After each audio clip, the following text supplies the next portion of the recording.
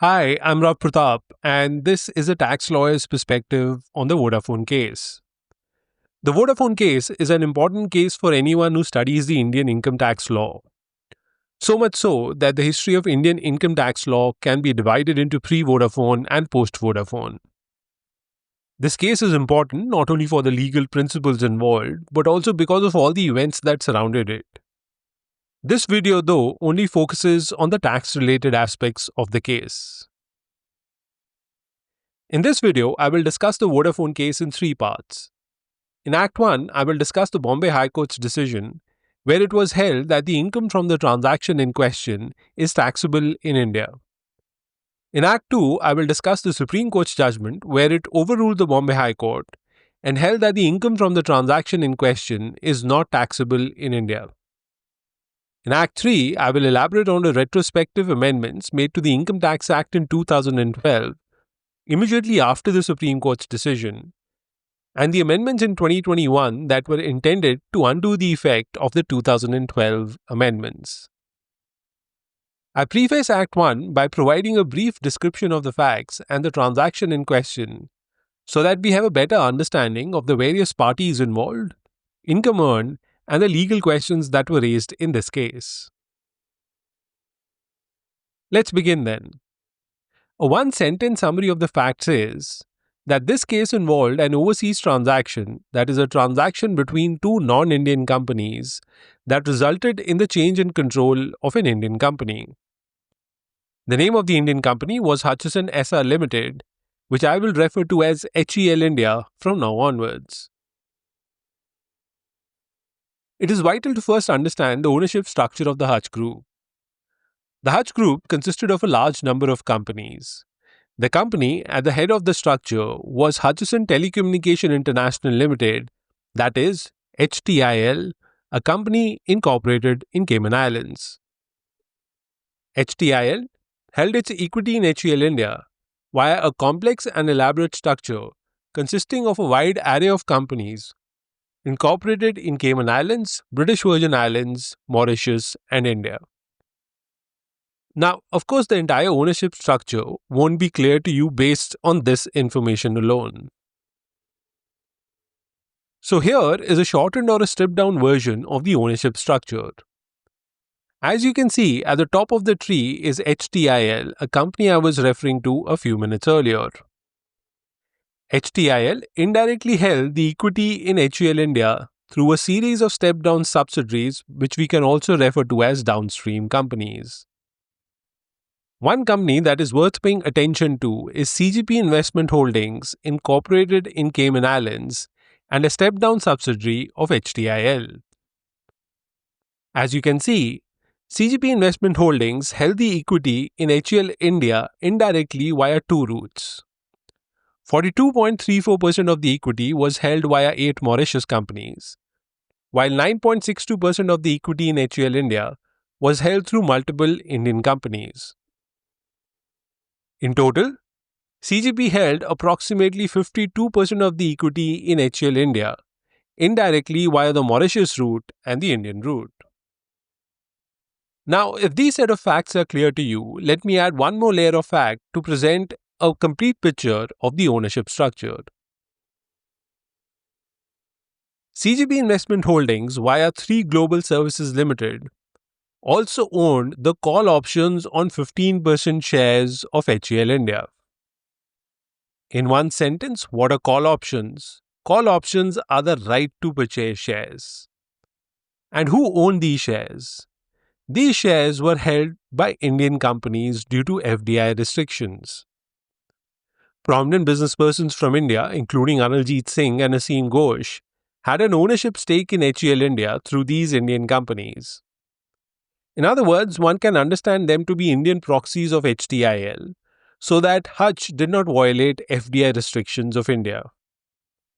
And Hutch gave credit support to the Indian businesspersons to enable them to purchase these 15% shares in HEL India. And Hutch, to ensure that it had future control over these 15% shares of HEL India, secured the call options on these shares and assigned them to 3 Global Services Private Limited, which was a company controlled by CGP Investment Holdings, which in turn was an indirect subsidiary of HTIL. Thus, you see the overall structure where HTIL controls 67% of equity in HAL India. It held 52% equity indirectly through various subsidiaries and also owned and controlled the call options on 15% shares of HAL India. Moving on to the transaction. A short prelude to the transaction is that the Hutch Group wanted to exit the telecom business in India and was looking for prospective buyers. Vodafone showed interest in purchasing the business and made an offer to the Hutch Group. In December 2006, Vodafone made a non-binding offer of $11.055 billion for HTIL's 67% interest in HAL India. Just to reiterate, this 67% interest included 52% equity in HAL India and call options on 15% shares of HAL India. After revision, the final offer of Vodafone was $11.076 billion. In February 2007, Vodafone International Holdings, a company incorporated in Netherlands, and HTIL, a company incorporated in Cayman Islands, entered into a sale and purchase of shares and loans agreement. Here is a capsule of the transaction. The seller in the transaction was HTIL, a company incorporated in Cayman Islands. The buyer was Vodafone International Holdings, a company incorporated in Netherlands. And what were they buying and selling? The entire share capital of CGP Investment Holdings, a wholly owned indirect subsidiary of HTIL. To be sure, the entire share capital of CGP Investment Holdings consisted of one share. Now, the effect of this transaction in India was that 52% of the equity in HAL India, plus the ownership and call options of 15% shares of HAL India, stood transferred from HTIL to VIH. In other words, a transaction where the buyer, seller, and object of sale were non-Indian companies caused a change in control of an Indian company. In March 2007, VIH informed the Foreign Investment Promotion Board of India that its effective shareholding in HAL India will be 52%, which amounted to a controlling interest, and that the arrangement with the Indian companies and partners will remain unchanged. The Indian companies will continue to hold 15% equity in HAL India, and the call options on these shares was now effectively with VIH via its subsidiary 3 Global Services Private Limited. The SR Group continued to own the remaining 33% equity in HAL India. A quick note, on purchase of HAL India by Vodafone, it was renamed to Vodafone SR Limited India, that is VEL India. And that's how I will refer to it from now onwards. VEL India, for all intents and purposes, was the successor company of HAL India. If anyone amongst you is as old as I am, you would remember a once famous ad of Hutch where it promised that its network would follow you wherever you go. The Indian Income Tax Department's notice in this case was in the same spirit. Wherever you earn income in the world, you are never far away from a notice of the Indian Income Tax Department. Okay, let's go to the notice. Vodafone received a notice because the Income Tax Department claimed it should have deducted tax on source, that is TDS, when making the payment to HTIL. Vodafone now wasn't in an enviable position. It had just paid $11 billion to purchase a company and was now at the receiving end of an income tax notice. In comparison, HTIL was in a much better position, having received all the money and becoming a cash surplus company. The question that you should be asking is, but wasn't it HTIL which earned an income by selling the share of CGP Investment Holdings? Typically, it is the person who earns the income that is liable for paying income tax. Why was Vodafone being held accountable since it didn't earn any income? Instead, it made a huge payment to HTIL. I will answer the question in a moment.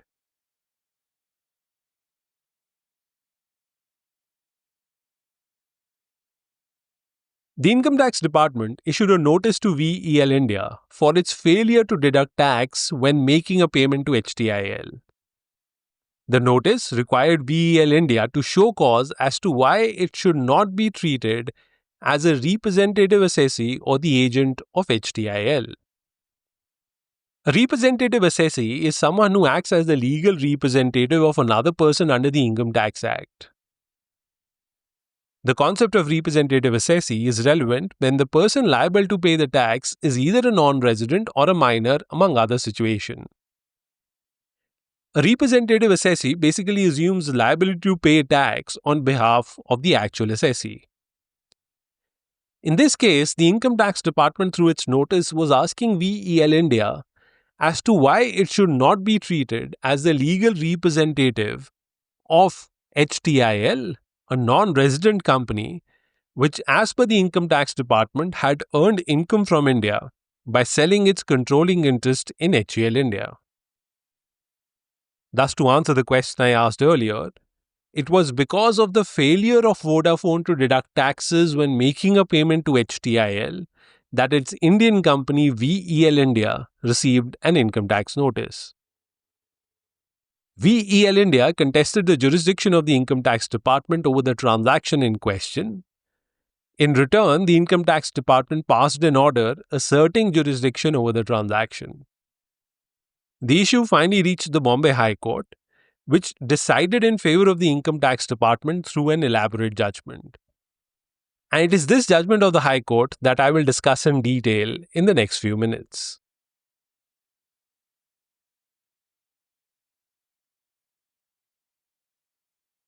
A one-line summary of the Bombay High Court's judgment is that it refused to view the transaction as merely a sale of share of CGP investment holdings and instead viewed the transaction as one involving transfer of various other interests and entitlements relating to an Indian company. The Indian company being HEL India. Here is a snapshot of the position that both the parties took before the Bombay High Court. As far as Vodafone was concerned, the transaction in question was an overseas transaction which involved sale of share of a foreign company by a foreign company to another foreign company. And thus the Indian Income Tax Department had no jurisdiction to levy capital gains tax on such a transaction. The Income Tax Department, on the other hand, said that the transaction cannot be looked at just as a transfer of one share of CGP investment holdings, and that HTIL transferred its rights of control and management in HEL India via extinguishment, implying there was a transfer of capital assets situated in India. And this is a snapshot of the Bombay High Court's response to both these set of arguments. The Bombay High Court said that the submission of Vodafone that the transaction involved merely a sale of a share of a foreign company from one non-resident company to another cannot be accepted, and that the transfer of the share capital of CGP investment holdings was in itself not adequate to achieve the object of consummating the transaction between HTIL and VIH. The High Court said intrinsic to the transaction was transfer of other rights and entitlements in HEL India, which in themselves constitute capital assets within the meaning of Section 2, subsection 14 of the Income Tax Act. Now, having provided you a snapshot of the case, let me discuss the details. I will discuss the details in the following order. First, I will elaborate Vodafone's arguments, followed by the arguments of the Income Tax Department, and then discuss the Bombay High Court's decision. So what did Vodafone argue before the Bombay High Court? Vodafone said that the transfer in share of CGP investment holdings resulted in VIL acquiring control over CGP investment holdings and its downstream companies. And once the control of downstream companies was passed to VIL, various commercial arrangements common to such transactions were put in place. These commercial arrangements that Vodafone is referring to include loan assignments, right to appoint directors in downstream companies, and so on and so forth. All these arrangements, as per Vodafone, were ancillary or a natural consequence of acquiring the entire share capital of CGP Investment Holdings Limited. Vodafone said yes, while various arrangements and agreements followed the transfer of capital of CGP Investment Holdings, but it argued that the transaction was only of the transfer of the capital asset, that is the share of CGP Investment Holdings. Every other agreement was facilitating the transaction of the transfer of capital of CGP Investment Holdings Limited. To substantiate its argument, Vodafone relied on Section 5 and Section 9 of the Income Tax Act. First, let us refer to Section 5. The Indian Income Tax Department can levy a tax on the income of a non-resident if it can establish nexus of income with India. And nexus in this case means that the source of the income is in India. The nexus or source is established under Section 5, subsection 2 via 3 specific clauses. First, if you're a non-resident but you receive the income in India. Second, if you're a non-resident but the income accrues and arises in your favor in India. And third, can we say that as a non-resident, your income can be deemed to accrue or arise in India? Vodafone argued that income earned by HTIL through the sale of share of CGP Investment Holdings was not captured by the first 2 clauses. This is because HTIL's income did not accrue or arise in India, and HTIL's right to receive the money was also outside India. Which leaves us with clause 3. Can we say that HTIL's income is deemed to accrue or arise in India? This phrase is expanded upon in Section 9. Section 911 says the following. The following incomes shall be deemed to accrue or arise in India. All income accruing or arising, whether directly or indirectly, through or from any business connection in India, or through or from any property in India, or through or from any asset or source of income in India, or through the transfer of a capital asset situated in India. I have underlined the relevant portion of Section 9 for this case. Vodafone took the position that the capital asset that was transferred was the share of CGP Investment Holdings.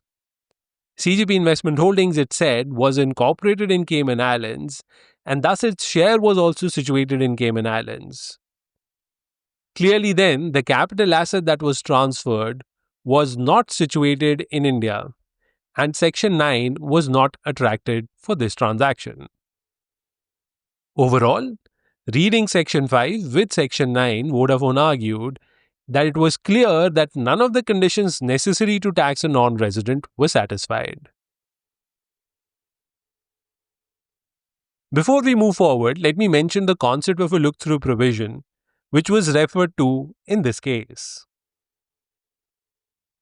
The concept of a look-through provision in a tax statute is that it is used to levy tax on gains arising out of transfer of shares outside the country if the transfer results in passing of control of a company which holds substantial immovable property in that country.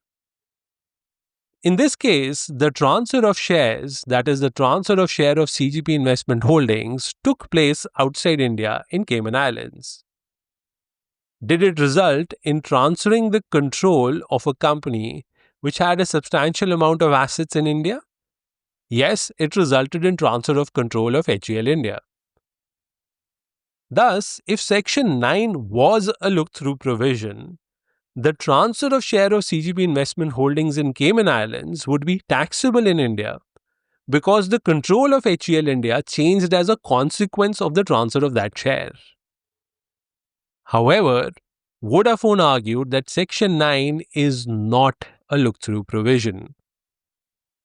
Vodafone said a look-through provision is incorporated in a statute by legislative intervention. It's a deliberate legislative choice, and it cannot be introduced in a tax statute by the process of judicial interpretation. But what was the basis of the idea that Section 9 could be a look-through provision? The use of the word through not only in the relevant clause of Section 9, but also in other places in Section 9. Vodafone argued that merely use of the word through does not make Section 9 a look-through provision. The requirement of levying a tax under Section 9, Vodafone argued, was clear. The non-resident must earn the income by transfer of capital assets situated in India. And the capital asset in question, the share of CGP investment holdings, was not situated in India. Moving to the final argument of Vodafone. Vodafone relied on the above arguments to bolster its claim that it was not under an obligation to deduct tax. The Income Tax Department's claim was that Vodafone was under an obligation to deduct tax under Section 195 of the Income Tax Act. Section 195 casts an obligation on any person who makes a payment to a non-resident, including a foreign company, for a sum which is chargeable to tax under the provisions of Income Tax Act to deduct a tax. And failure to deduct such a tax invites penal consequences under Section 200. Vodafone said that the obligation under Section 195 and the penalty under Section 200 cannot be imposed on it, since not only did it have no nexus with India, the money that it paid to HTIL India was not chargeable to tax in India. Vodafone's argument was that it has established that the money it paid to HTIL was not taxable under Section 5 or Section 9 of the Income Tax Act. Thus, if the sum in question was not chargeable to tax in India, the obligation to deduct tax never kicked in. Only if the amount paid to HTIL was taxable in India under the Income Tax Act would Vodafone have been under an obligation to deduct tax. And thus Vodafone concluded, where a demand of tax is made against a person on the ground that there was a failure to deduct tax under Section 195, it is open to such a person to challenge the demand on the ground that the condition precedent of there being a sum chargeable under the Act is absent and the demand is without jurisdiction. Now, I, for one, am convinced by Vodafone's arguments, but unfortunately, they don't let me judge cases. But as a lot of people have also pointed out, it is not unfortunate, rather it's fortunate that people like me don't judge cases. But it's okay, I'm not disheartened, I judge people to compensate for it. Anyhow, let's look at what the Income Tax Department argued. The Income Tax Department argued that the share purchase agreement between HTIL and VIL shows that the subject matter of the transaction is not just the transfer of one share of CGP investment holdings. It said the transaction constituted a transfer of the composite rights of HTIL in HEL India, and HTIL divested its rights in HEL India. And since the transaction in question involved a transfer of rights in an Indian company, that is HEL India, there was sufficient territorial nexus with India for the Income Tax Department to exercise its jurisdiction over the transaction. The Income Tax Department further argued that there were various steps to the transaction, and these steps included procuring assignment of loans, facilitating framework agreements, transferring management rights, transferring the Hutch brand. All of these, the Income Tax Department said, were independent of the share of CGP investment holdings, and the consideration that VIL paid was for a package of composite rights and not merely the transfer of share of CGP investment holdings. Several valuable rights, which it said are property rights and capital assets, were relinquished in favor of VIL by the above agreements. And these rights are property, they constitute a capital asset situated in India. And but for these agreements, HTIL would not have been able to transfer its 67% interest in HEL India to VIL. So broadly, this is how you can categorize the arguments of both sides.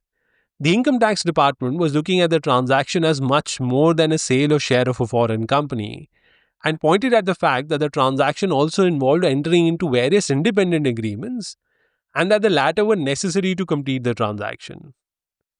Vodafone, on the other hand, was categorizing the transaction as a straightforward sale of an offshore share capital between two foreign companies, and that the transfer in the controlling interest in an Indian company was just a result or a consequence of the transaction. In adopting this approach, the Income Tax Department was resisting the view that the capital asset in the transaction was the share of CGP Investment Holdings, while Vodafone was trying to establish that the capital asset in the transaction was the share of CGP Investment Holdings. The final argument of the Income Tax Department that is worth highlighting is as follows. To prove that the transaction and the income earned from it had a nexus with India, the Income Tax Department argued that in this transaction, HTIL had extinguished its rights in HEL India, and that HTIL had relinquished its asset in HEL India, that is, its controlling interest in HEL India. Now, why make this argument? To understand this, I'll repeat what the relevant clause of Section 9 says. The income of a non-resident is taxable in India only if the income is earned from the transfer of a capital asset situated in India. To prove the applicability of Section 9, the Income Tax Department was trying to state that the capital assets were HTIL's rights in HEL India and its controlling interest in HEL India. So, one condition of the capital assets being situated in India was proved as per the Income Tax Department. What about the requirement of transfer? By stating that rights were extinguished or assets were relinquished, the Income Tax Department was trying to bring the transaction within the scope of the definition of transfer. Section 2, subsection 47 of the Income Tax Act defines transfer of a capital asset to include relinquishment of the asset or extinguishment of any rights therein. So, if the Income Tax Department could establish either of the two, relinquishment of the asset and or extinguishment of the rights in HEL India, it would be able to prove nexus of the transaction or the source of HTIL's income in India. The Bombay High Court weighed arguments of both sides and decided in favor of the Income Tax Department. However, the ratio takes a long time coming in the judgment and is preceded by a substantial amount of obiter and restatements of the legal position. Well, I always complain about the length of the judgments, but the bigger flaw here was that the ratio does not seem to logically follow the preceding parts, and both seem independent elements of the judgment. The Bombay High Court elaborated on several legal aspects in its judgment. I will refer to three here. First, the High Court clarified that the legal position in India on the distinction between tax avoidance and tax evasion. Second, the High Court clarified that controlling interest in a company is not a distinct capital asset and that the Indian Income Tax Act only identifies shares as a capital asset. Third, the High Court clarified a fundamental position under the Indian Income Tax Act, that is, a non-resident is liable to pay tax in India only for the income that arises in India, and that the requirement under the last clause of Section 9, that is, the capital asset that is transferred must be situated in India. So let's dive into the judgment. Of course, not literally. Let's begin by looking at the Bombay High Court summary of the legal position on tax avoidance and tax evasion. The Bombay High Court examined the precedents on tax avoidance from the Westminster case up to the Azadi Bachao Andolan case and summarized that a transaction or arrangement which is permissible under law and which has the effect of reducing the tax burden of an assessee does not incur wrath of the law. But a transaction which is a sham or a culpable device cannot be permitted. And a transaction is a sham or uses a culpable device where parties give it one legal form but engage in a different transaction altogether.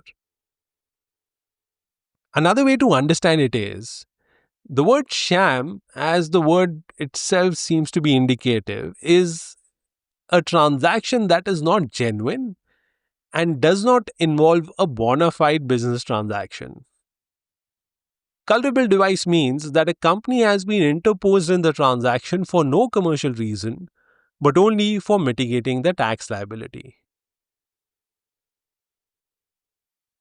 The Bombay High Court clarified that if there is no sham or no culpable device, assessee can structure their business through genuine legal framework.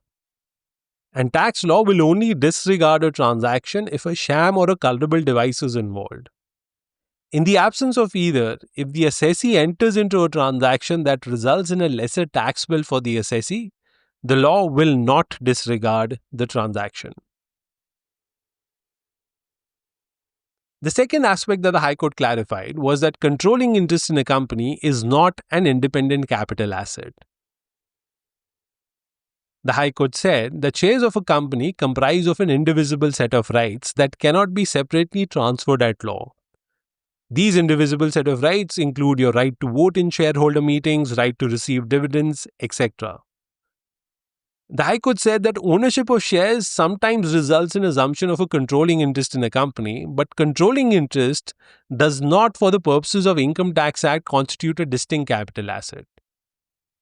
As per the High Court, assumption of controlling interest emanates from acquisition of a sufficient number of shares in a company.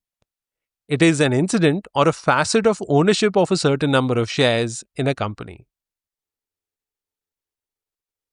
The High Court solidified its conclusion on this point by referring to the relevant provisions of the Income Tax Act. For example, it referred to Section 2, subsection 14, which defines a capital asset, Section 45, which levies capital gains tax on transfer of a capital asset. It said, reading all these provisions cumulatively, there is tax liability. That is, capital gains tax has to be paid on transfer of a capital asset, which includes shares. But the controlling interest in a company is not a distinct capital asset for the purposes of Income Tax Act. And the High Court also cited a string of cases, and I won't go into the details of those cases, to support its view that a controlling interest cannot be transferred or acquired per se, but it is an incident of holding a certain number of shares. Finally, the High Court also clarified the import of the relevant clause of Section 9, which requires that the non-resident must earn the income from transfer of a capital asset situated in India. The High Court's interpretation was as follows. The situs of a capital asset is the crucial jurisdictional condition that must be fulfilled in order to attract chargeability to tax of income arising from the transfer of a capital asset. The statutory provision, that is Section 9, recognizes the principle that income from the transfer of a capital asset arises at the place where the asset is situated. The situs of the capital asset is what determines eligibility to tax. Where is the capital asset situated? Okay, once the High Court had elaborated on the above-mentioned issues, it arrived at its decision. But as I said earlier, the ratio of the High Court does not squarely follow its preceding arbiter.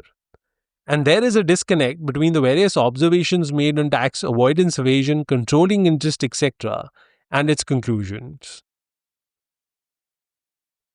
The High Court looked at the transaction from the viewpoint of HTIL. Namely, was HTIL treating the transaction as merely the sale of share of CGP Investment Holdings or the sale of its telecom business in India?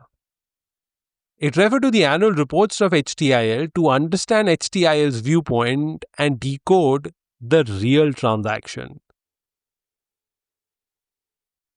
High Court looked at HTIL's annual report where it was referring to its discontinued operations in India and not at sale of a share of CGP Investment Holdings.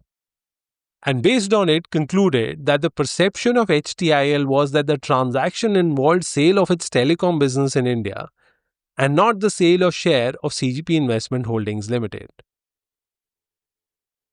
Thereafter, the High Court referred to the share purchase agreement entered into between HTIL and VIL and noted that the share purchase agreement did not reflect that the transfer was just of one share of CGP Investment Holdings. It said that the parties were conscious of the composite nature of the rights that were being transferred And various clauses of the share purchase agreement indicate creation of reciprocal rights and obligations.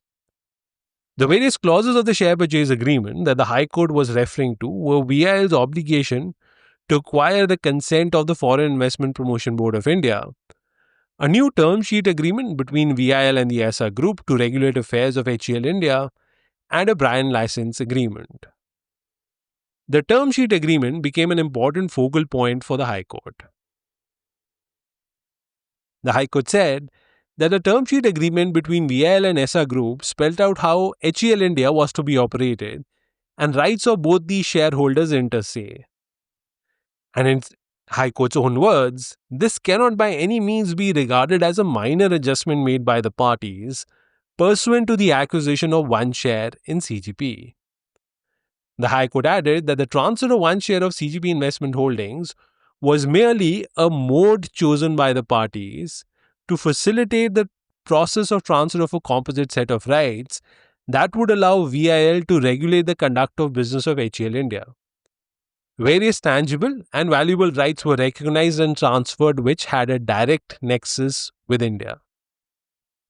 Now, this last sentence by the High Court was an endorsement of the Income Tax Department's position that the transfer in question had a nexus with India, since there was transfer of rights of HCL India from HTIL to VIL.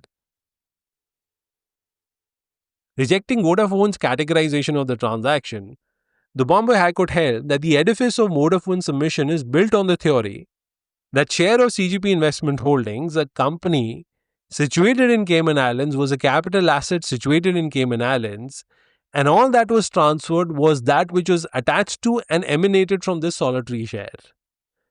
And that the various rights and entitlements that were transferred flowed from the share and cannot be dissected. It said we will not accept this submission because the transfer of share was not enough to complete this transaction.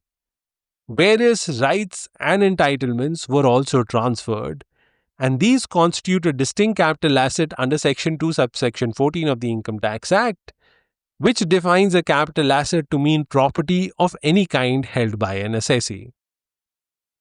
Now, these various rights and entitlements that the High Court was referring to were the management rights, voting rights, etc., that were acquired by VIL.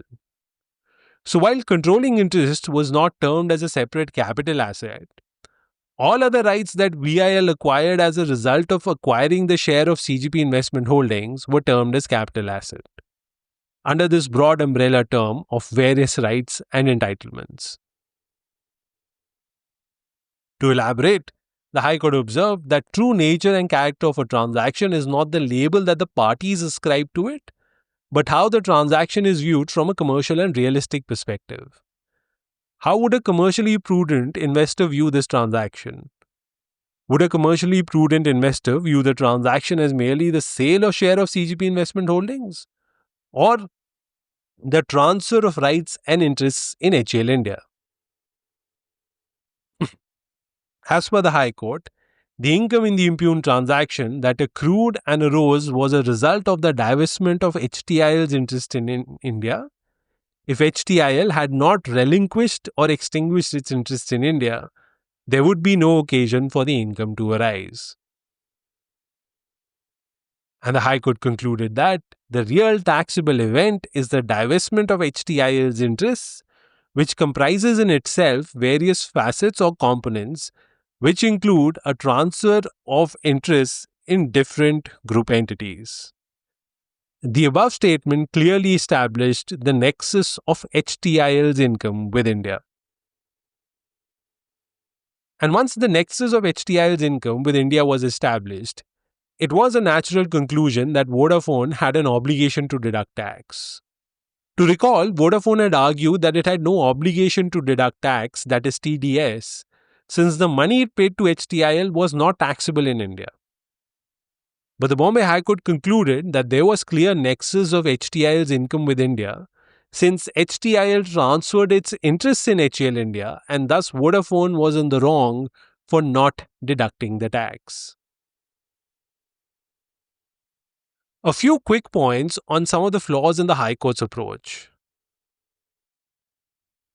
In the initial part of the judgment, the High Court states that the economic effect of a transaction is not relevant to its taxability. That is, if the transaction is not a sham or does not involve a culpable device. Now, this ends up being a standalone observation in that the High Court never really applies it to the facts of the case. Then, in the latter part of the judgment, the High Court places emphasis on the commercial rationale of the transaction and tries to step into the shoes of HTIL to see how HTIL viewed this transaction.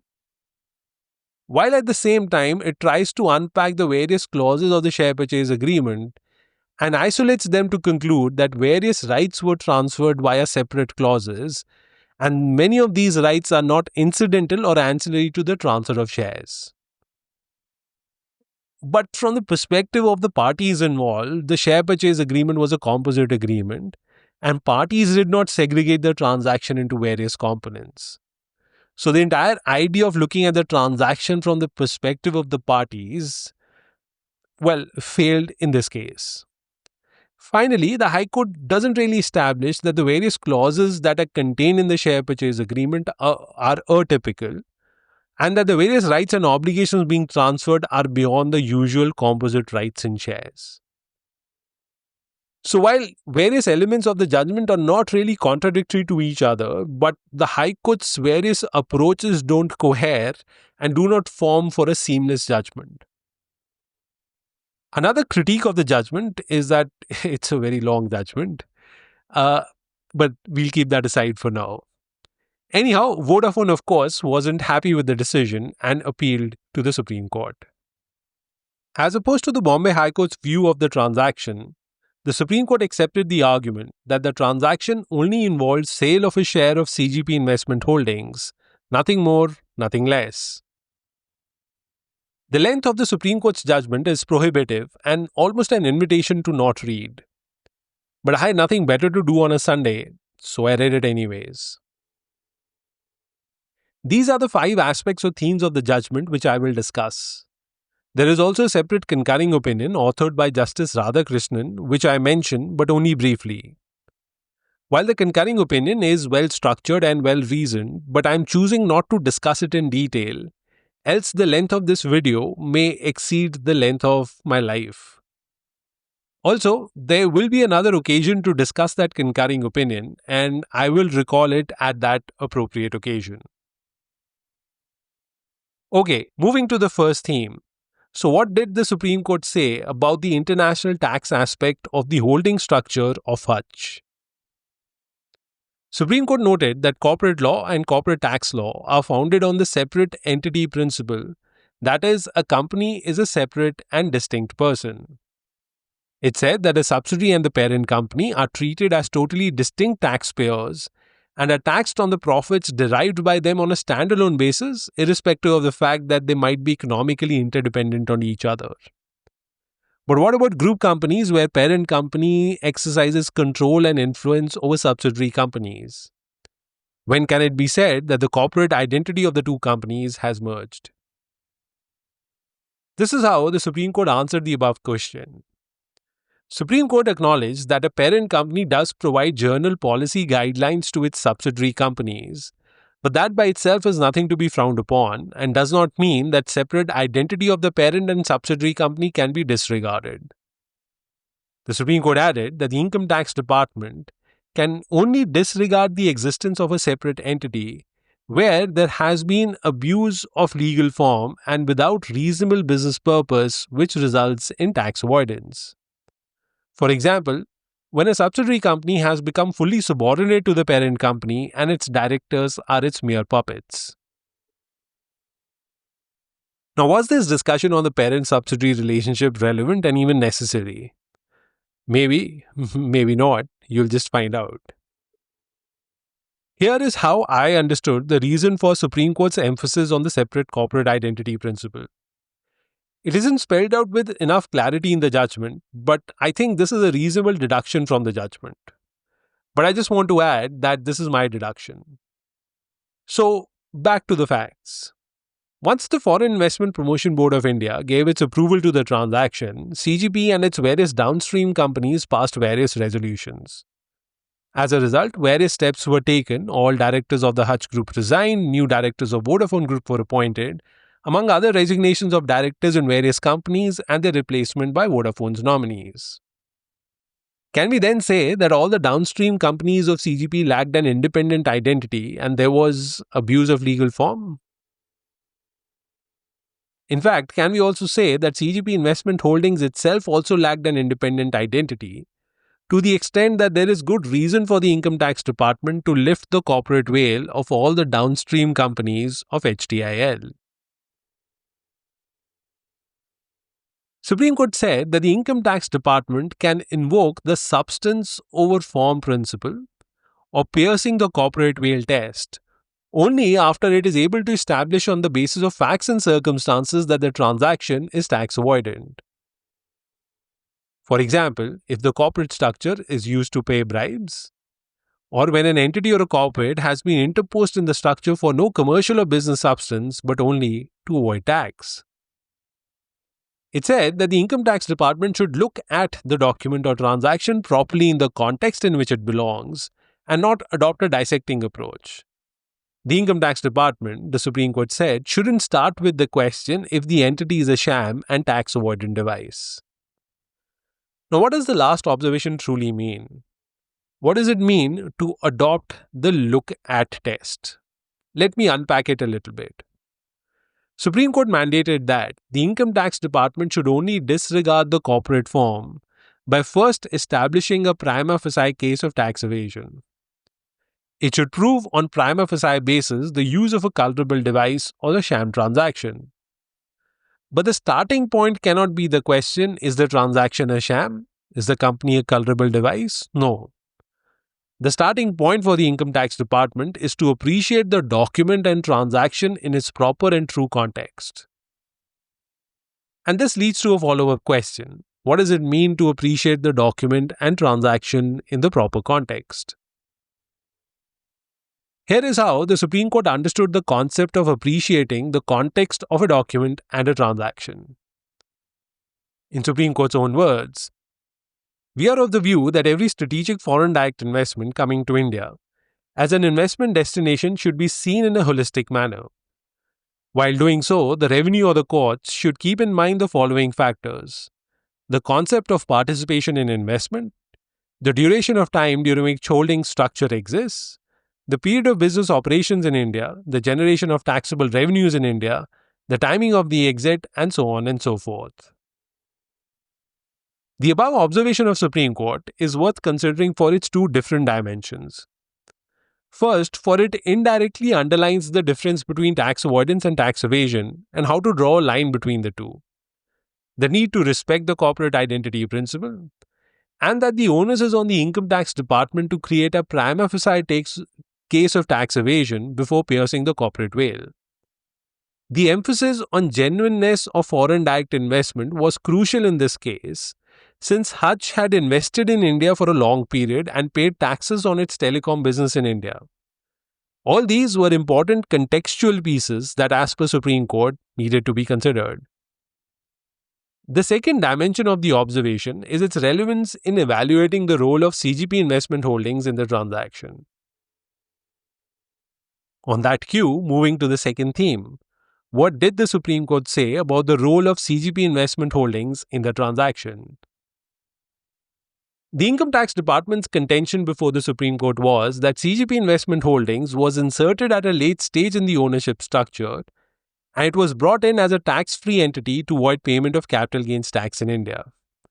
Supreme Court said, we don't accept this contention.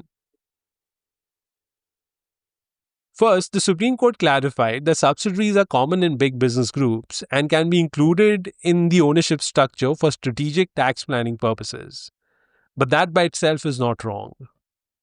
Second, Supreme Court noted that CGP Investment Holdings was incorporated in 1998 and has been part of the ownership structure ever since. Clearly then, it was not inserted in the ownership structure at the last moment before the transaction. It is important to note here that the Income Tax Department had also argued that CGP Investment Holdings was included in the transaction at the last stage. And in fact, earlier HTIL and VIL were contemplating the transfer through another step-down subsidiary of HTIL.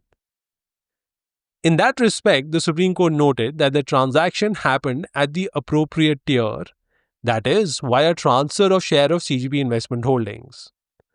Supreme Court referred to the ownership structure of Hutch Group and stated that only via the transfer of share of CGP Investment Holdings could Vodafone have acquired the control of 52% equity and the ownership of call options of 15% shares in HAL India.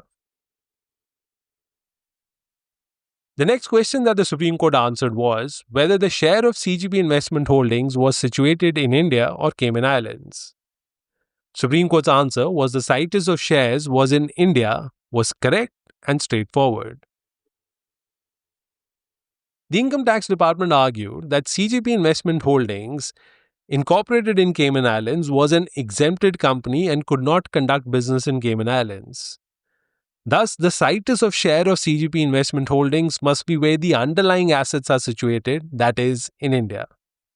Supreme Court didn't accept this contention and held that under company law, situs of shares is where the company is incorporated and where its shares can be transferred. In the present case, transfer of the share of CGP Investment Holdings was recorded in Cayman Islands, where register of members of CGP Investment Holdings is maintained. Having talked about the first two themes, let me examine the third theme. Supreme Court's observations on Section 9. It is worth mentioning upfront that Supreme Court held that Section 9 is not a look-through provision and only covered direct transfers of capital assets situated in India. The Income Tax Department's argument about Section 9 was that the word through used in Section 9 should be interpreted to mean in consequence of. Now, coming back to Section 911, I will repeat its content. All income accruing or arising, whether directly or indirectly, through or from any business connection in India, or through or from any property in India, or through or from any asset or source of income in India, or through the transfer of a capital asset situated in India. Income Tax Department wanted this through to be interpreted to mean in consequence of. Accepting this argument meant that if HTIL, a non-resident company, earned an income as a result of or a consequence of the transfer of a capital asset situated outside India, it was liable to pay tax under Section 9. Based on the above language of Section 9(1), the Income Tax Department elaborated that the word through should be specifically interpreted to mean that if transfer of a capital asset in India happens in consequence of something which has taken place overseas, then all income derived from such transfer, even though abroad, becomes taxable in India.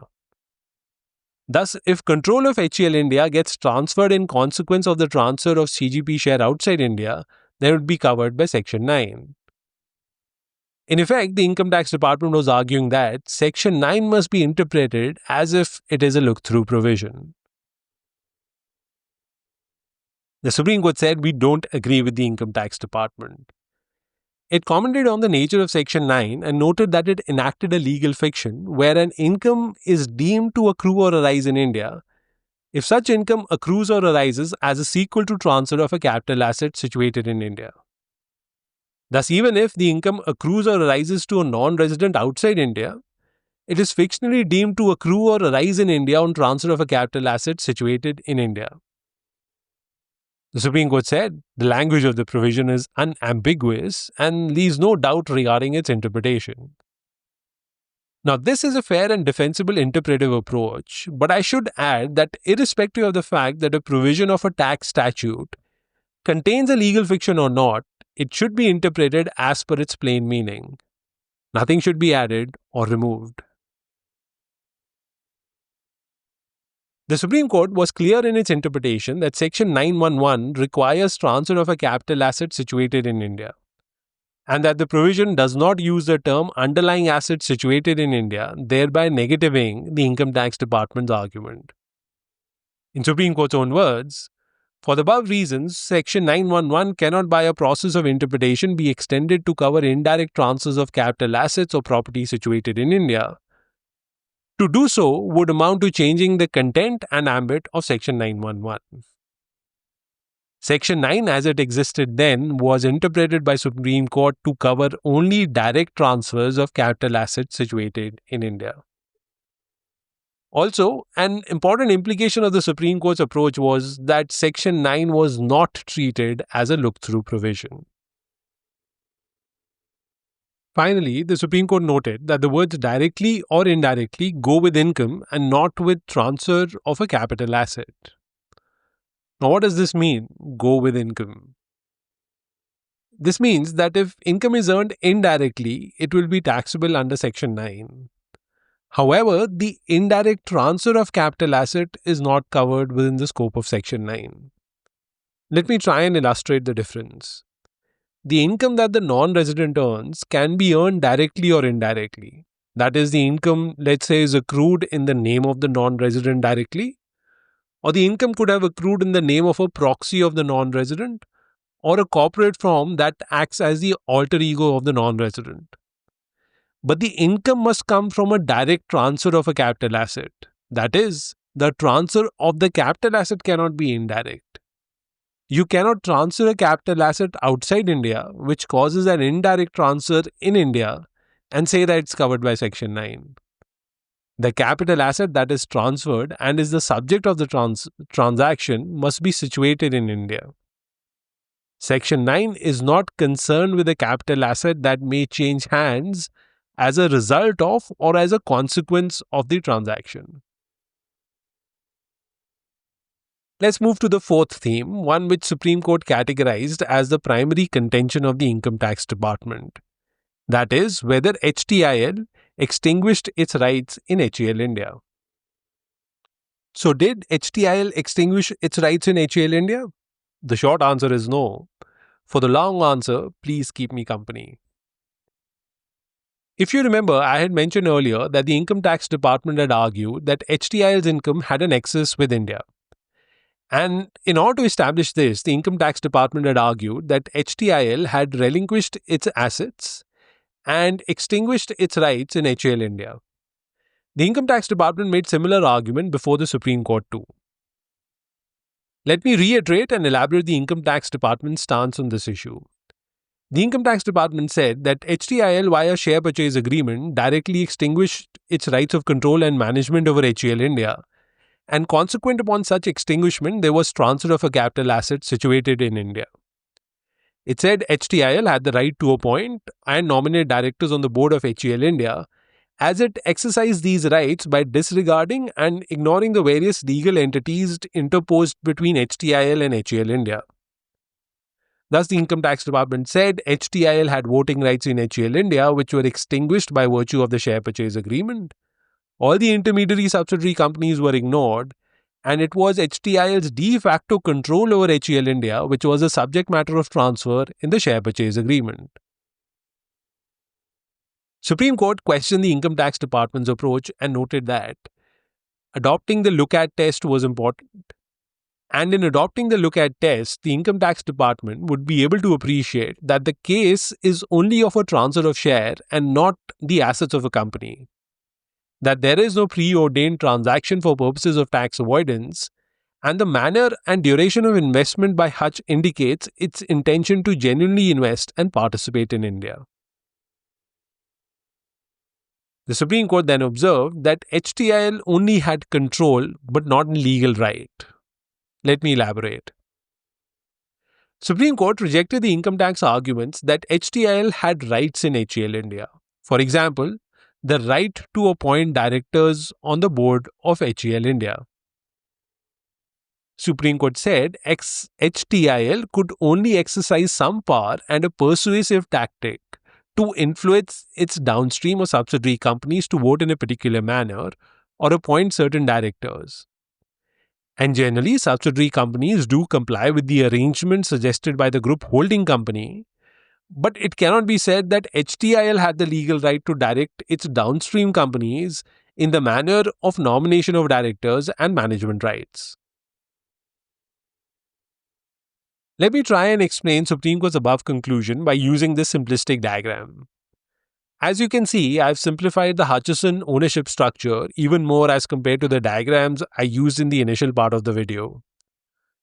Now, this is what the Supreme Court said, that the right to appoint directors in HEL India was of the subsidiary companies of HTIL. And these subsidiary companies were incorporated in Mauritius, Cayman Islands, as well as India.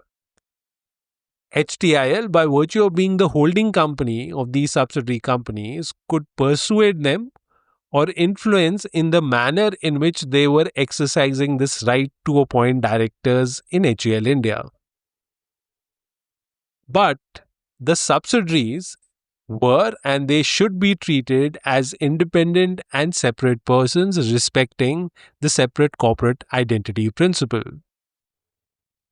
However, the Income Tax Department argued that the corporate veil of these subsidiaries should be lifted and that Supreme Court should disregard the existence of all these subsidiaries and step-down subsidiaries and treat it as if this right to appoint directors in HEL India was that of HTIL itself.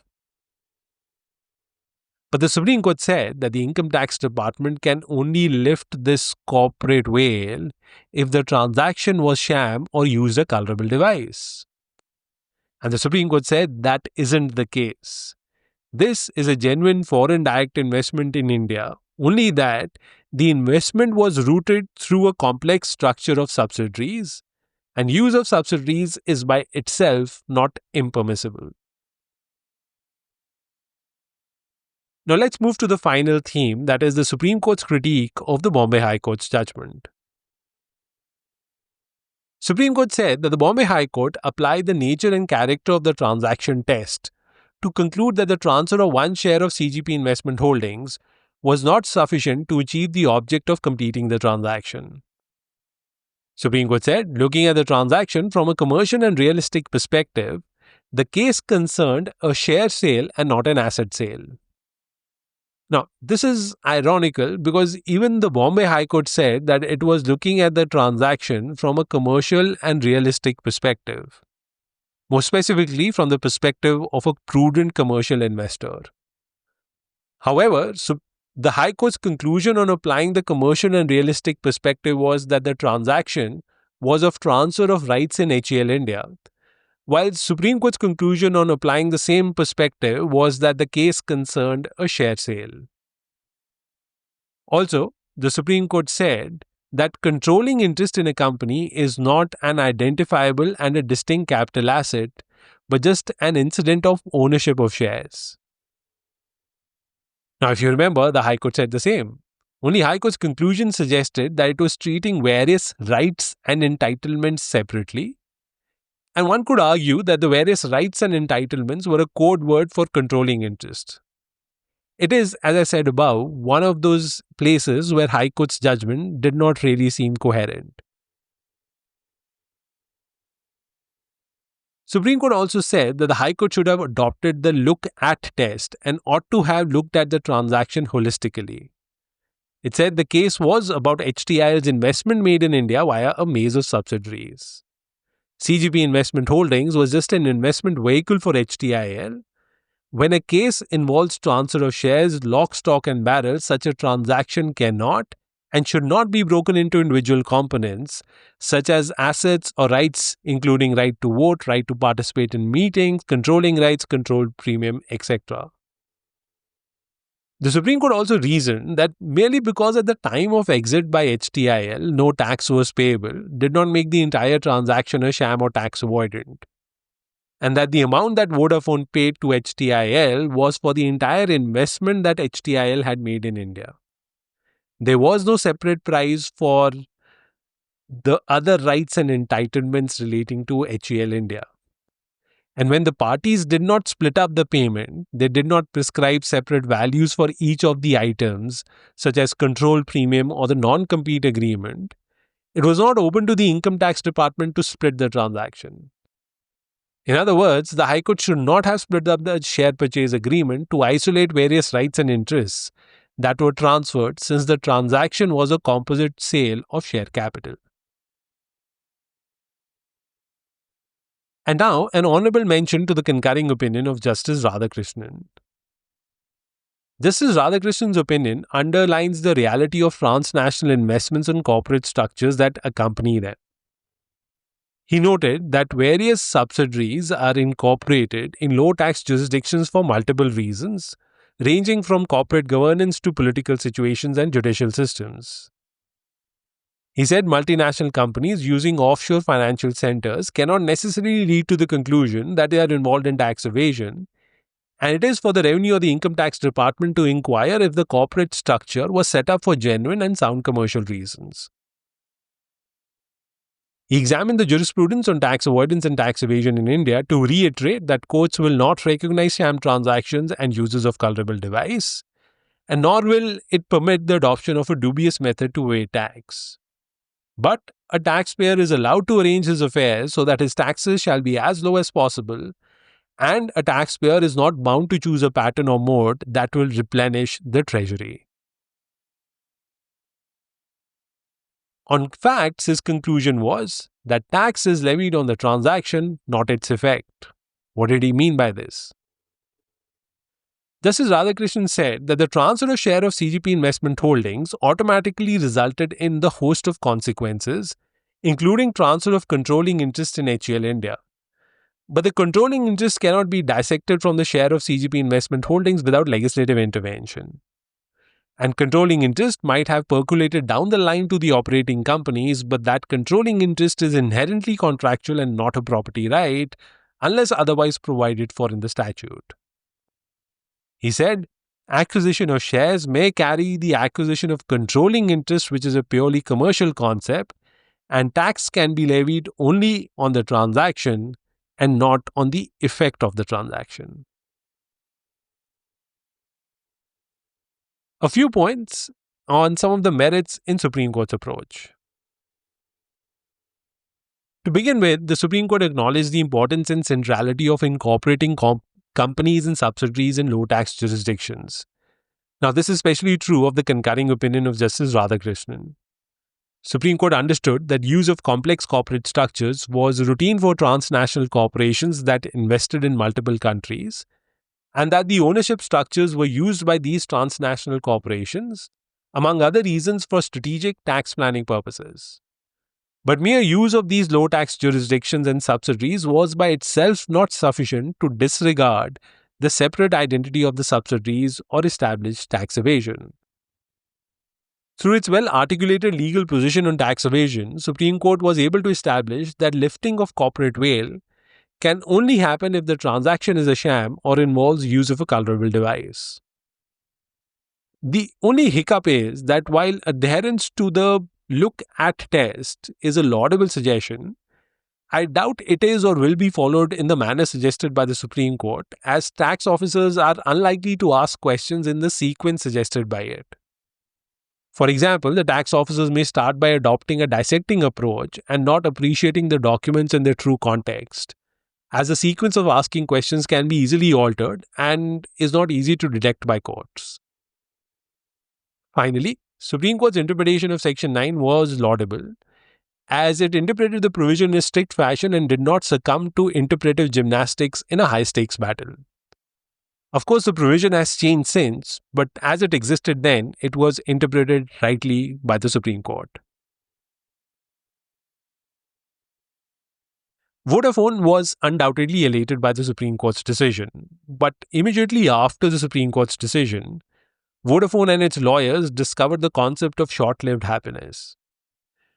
Now, of course, all happiness is short-lived and all painful experiences feel long, this video being an example of the latter or the former. I'll let you decide. But nonetheless, Vodafone's happiness after Supreme Court's judgment was a bit too short-lived. Supreme Court pronounced the judgment on 20th January 2012, and the budget of that year, which is announced in February-March, had quite a few surprises stored for Vodafone, as well as a few shocks for India's tax policy. This event also tells you that when it wants, the Union of India can act swiftly and decisively, only that the decision may be questionable and not based on sound policy considerations. This brings me to Act 3, or the final part of this video.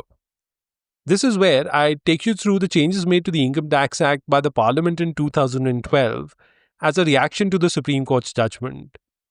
Of course, the amendments were officially passed by the Parliament, but at no point did it seem that the Income Tax Department disagreed with the amendments. The Union of India, when enacting these amendments, which were effectuated via the Finance Act of 2012, basically said, look, we are amending the Income Tax Act, but we will amend it from a back date. And the back date was practically the date on which the Income Tax Act was enforced, that is 1962, 6 decades before the amendment was passed. Let me take you through some of the amendments made to the Income Tax Act in 2012. A lot of the amendments are self-explanatory, so I will just read through them. Section 2, subsection 14 of the Income Tax Act defined capital asset to mean property of any kind held by an assessee, whether or not connected with his business or profession. To this provision, the following explanation was added in 2012, which stated that, for the removal of doubts, it is hereby clarified that property includes and shall be deemed to have always included any rights in relation to any Indian company, including rights of management or control, or any rights whatsoever. This explanation, added in 2012, was to have effect from 1st April 1962. Thus, management and controlling rights in a company were included in the definition of capital asset in the Income Tax Act. And via this amendment, an argument that the Income Tax Department made before the Bombay High Court and the Supreme Court was codified. Section 9 provided that income of a non-resident shall be taxable in India if earned through transfer of a capital asset situated in India. To this provision, explanation 4 was added in 2012, which stated that, for the removal of doubts, it is hereby clarified that the expression through shall mean and include and shall be deemed to have always meant and included by means of, in consequence of, or by reason of. This explanation, also added in 2012, was to have effect from 1st April 1962. And thus, another argument of the Income Tax Department was codified. Another explanation, that is explanation 5, was added to section 9, which stated that, for the removal of doubts, it is hereby clarified that an asset or a capital asset being any share or interest in a company or entity registered or incorporated outside India shall be deemed to be and shall always be deemed to have been situated in India, if the share or interest derives directly or indirectly its value substantially from the assets located in India. This explanation, added in 2012, was to have effect from 1st June 1976. Don't know why they didn't go back all the way to 1962 for this one. Nonetheless, this explanation practically converted Section 9 into a look-through provision. Then, the amendment of 2012 also introduced Journal Anti-Avoidance Rule, or GAR, in the Income Tax Act. The reason the introduction of GAR was a big development was because of the following reasons. First, it provided a statutory basis to an anti-avoidance rule. Until the introduction of GAR, the Indian approach to tax avoidance was largely informed by JAR, that is Judicial Anti-Avoidance Rule. So, a codification of the anti-avoidance rule was a major shift in the approach towards tax avoidance and tax evasion. Second, GAR, because it is a journal rule, has a wide scope and usually requires a meticulous examination and preparation before introducing it in any tax statute. But this introduction of GAR in 2012 seemed reactive and not fully thought through, causing anxiety, if not panic, amongst the investors. Eventually, GAR provisions were amended in the subsequent year, and GAR was only implemented from 2017 onwards after various consultations and deliberations.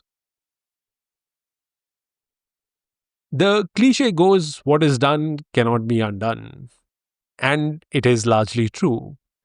But at least superficially, we can try to undo the damage. And a superficial repair job was indeed attempted in 2021. In 2021, the Union of India again amended the Income Tax Act with an aim to undo the effect of the 2012 amendments. But why undo an amendment that was introduced with so much gusto and almost instantly, as if the Supreme Court's judgment would cause the Indian government's treasury to be emptied? The answer, in my view, and I do want to state that this is only my view, lied in the Union of India losing two investor state arbitrations in quick succession. India lost to Vodafone in an investor state arbitration and was found guilty of breaching treaty standards by enacting the Retrospective Amendment of 2012. Another British company, Kane, also emerged victorious a couple of months later, where the assessment order of a huge amount was challenged as being violative of investor rights. Both Vodafone and Kane were awarded damages because India was found guilty of breaching its obligations under the respective investment treaties, which are called bilateral investment treaties or BITs. I won't discuss the Kane case here, may prove to be a bit too much for one video. But the situation that had emerged by September 2020 vis-a-vis Vodafone was that if Vodafone enforced the arbitral award, the Union of India, instead of collecting tax from Vodafone, would instead end up paying it money as damages. That would have been quite something. After all these years, Indian state paying Vodafone money instead of actually receiving money from it in the form of taxes. Thus, we got the Amendment Act of 2021. The official reason for this amendment, as mentioned in the Statement of Reasons, was that the Supreme Court's judgment of 2012 was not in accordance with the intent of the Income Tax Act. To which my response is, really? Further, it said that the 2021 amendment is to make sure that no tax demand is made in the future on the basis of retrospective amendment, and any demand raised for indirect transfer of assets shall be nullified and any amount collected under these cases will be refunded. Now, as I mentioned a few minutes earlier, this explanation 5 was added to section 9 in 2012. To this explanation, provisos were added via this Amendment Act of 2021. The first proviso said that nothing in this explanation shall apply to any assessment or reassessments made under the relevant provisions of the Income Tax Act in respect of income accruing or arising through or from the transfer of an asset or a capital asset situated in India in consequence of the transfer of a share or interest in a company or entity registered or incorporated outside India made before 28th May 2012. So, in a way, the retrospective amendments were grandfathered. They would not be enforced on Vodafone and Vodafone-like transactions if they took place before 28th May 2012. Now, bear in mind, the various explanations that were added in 2012 remain in the Income Tax Act. The 2021 amendment only removed the retrospectivity from the amendments. Another proviso that was added to Explanation 5 said that if the person in whose case such assessment or reassessment is passed fulfills the specified conditions, then such assessment, reassessment or order to the extent it relates to said income shall be deemed to have been never passed or made as the case may be. But what were the conditions that the assessee needed to fulfill to ensure that an assessment order passed against it disappears? The conditions were: where a person has filed an appeal before an appellate forum or a writ before the High Court or Supreme Court in respect of the said income, he shall withdraw such appeal or writ or submit an undertaking to withdraw such appeal or writ. Similar for a person who had initiated arbitration, mediation or conciliation under any law for the time being in force or an agreement for protection of investment. Withdraw or submit a claim to withdraw the claim in such proceedings in the manner prescribed. So basically, the assessee was to withdraw the appeal or arbitration claims or give an undertaking that they will withdraw them and the assessment orders will disappear. So basically, the Union of India was saying to Vodafone, let's call this a draw. But some people ask, what is a draw? For those unaware of sports metaphors, it is a tie Yes, kind of like both sides win. In this case, it meant Union of India won't demand and collect tax from Vodafone, and Vodafone won't enforce and collect damages awarded in the arbitration. Win-win? Well, I will let you decide. Judgments, amendments, arbitral awards. What's next? Well, for starters, Vodafone has left the tax room, I presume happily, because generally corporates and even human beings are happy when they don't have to pay tax. So, this is how the timeline of the Vodafone case progressed. In 2007, VIL and HTIL entered into a transaction for the sale of share of CGP Investment Holdings. In 2010, the Bombay High Court decided in favor of the Income Tax Department. In 2012, the Supreme Court reversed the High Court's decision, and immediately thereafter, various amendments to the Income Tax Act were passed, and many of those amendments were to have effect retrospectively to go back as far as 1962. In 2020, Vodafone won an arbitration claim against the Union of India. In 2021, the Union of India undid the amendments, or at least undid the retrospectivity in the amendments that it introduced in 2012. Well, it took a long time for the Indian government to not collect any taxes. When I started this video, and I think that was a lifetime ago, but I digress. When I started this video, I said that the Vodafone case is so important that the history of Indian income tax law can be divided into pre-Vodafone and post-Vodafone. But why is the Vodafone case such a landmark case? Here are my final few thoughts. In my view, it was a healthy cocktail of the economic, legal, and political factors. First, let me mention the economic factor. The Vodafone case was pronounced at a crucial juncture of India's economic story. Around 2012, there was considerable optimism, actual and manufactured, about India's rising economic profile, its ability to attract foreign investment, transform itself into an economic powerhouse, among other similar expectations. The Vodafone case became a focal point to prove India's credentials as a liberal economy based on rule of law. And while the Supreme Court's approach underlined the above credentials of India, the subsequent amendment lifted the veil and showed how we constructed our tax policy in a cavalier manner. Also, the English media was heavily invested in India's story as a rising economic power, and the Vodafone case fit right into this media obsession. There was a breathless coverage of the Vodafone case, and more specifically, the amendments that followed. And this was responsible for lending the case a profile that cemented its place as the tax case. This is a screenshot from an interview that the then Finance Minister of India, Mr. Pranab Mukherjee, gave to NDTV, justifying the amendments made in 2012. One of my favorite moments in this video is when Mr. Pranab Mukherjee laughs when saying that the amendments are with effect from 1962 because that's when the law was enacted. Almost a metaphor for living in the past rather than building a future. I will put the link of this video in the show notes and let you decide if his defense of the amendments was robust. Then there was the lens of law. I've mentioned some of these points previously, so I will mention them briefly now to avoid repetition. Supreme Court did not interpret the law in this case based on any assumption or presumption, but it interpreted it strictly. No words were added or removed from the statutory provision.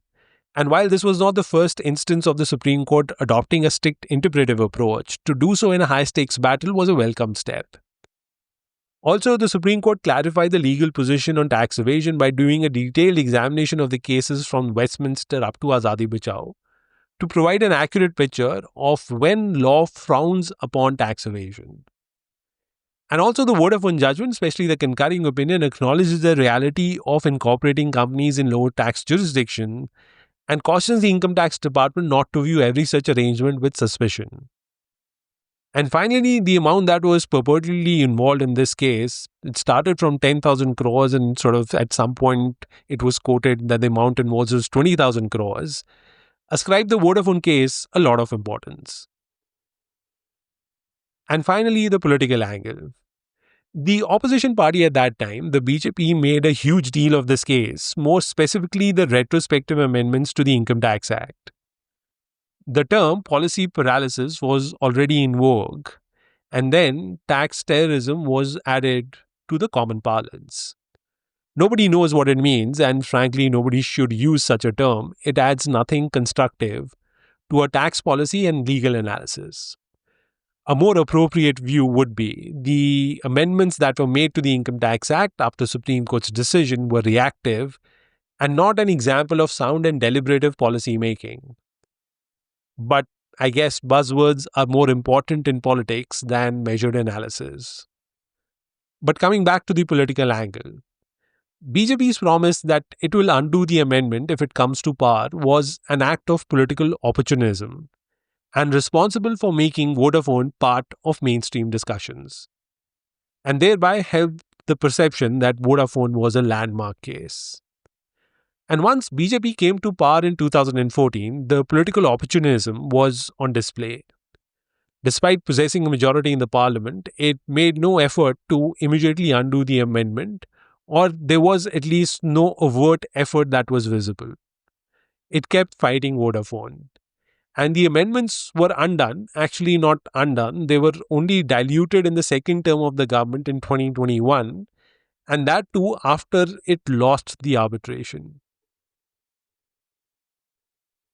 Anyhow, that brings me to the last question. Was Vodafone indulging in tax evasion?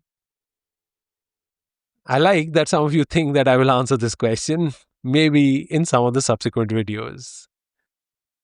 Thank you for sticking around till the end. Goodbye. Free audio post-production by alphonic.com.